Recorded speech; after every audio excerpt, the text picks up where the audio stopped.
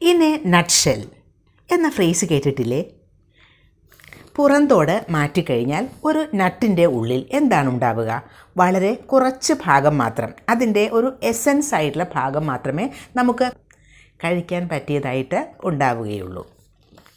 ആ ഒരു കുഞ്ഞു ഭാഗം ആണ് ആ ഒരു നട്ടിൻ്റെ എസൻസ്. അപ്പോൾ ഇൻ എ നട്ട്ഷെൽ എന്നാൽ വളരെ ചെറുതായി, ഇൻ ഷോർട്ട്, ഇൻ ബ്രീഫ്, സംക്ഷിപ്തമായി എന്നൊക്കെ പറയാം. For something to be explained in a nutshell എന്നാൽ something to be explained briefly. ഒരു കാര്യം വളരെ ചുരുക്കി പറയുന്നതിനാണ് നമ്മൾ അങ്ങനെ പറയുന്നത്. Something to be explained briefly എന്നാണ് അർത്ഥം. In a few words, to sum up briefly. ഒരു എക്സാമ്പിൾ നോക്കൂ. Just tell the story in a nutshell said Alex to Peter. Alex പീറ്ററിനോട് പറയുകയാണ്, just tell the story in a nutshell. ആ story വളരെ ചുരുക്കി ഒന്ന് പറയൂ.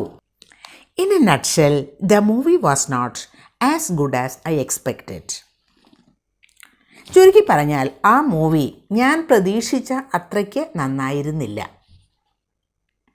അപ്പോൾ ഒരു മൂവിയെപ്പറ്റി നമ്മൾ ഒരുപാട് കാര്യങ്ങളൊക്കെ പറഞ്ഞ് അതിനെപ്പറ്റി ഒരുപാട് ഡിസ്കഷൻസ് ഉണ്ടായി. അതായത് അതിൻ്റെ നല്ല വശങ്ങളും ചീത്ത വശങ്ങളും ഒക്കെ പറഞ്ഞു കഴിഞ്ഞിട്ട് അവസാനം നമ്മളൊന്ന് കൺക്ലൂഡ് ചെയ്യുന്നതിന് വേണ്ടി പറയില്ലേ, in a nutshell the movie was not as good as I expected.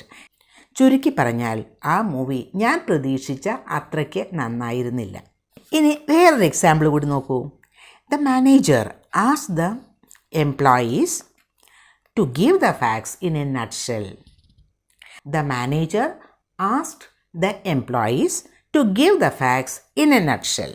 Manager അവിടുത്തെ ജോലിക്കാരോട് പറയുകയാണ്, give the facts in a nutshell എന്ന്.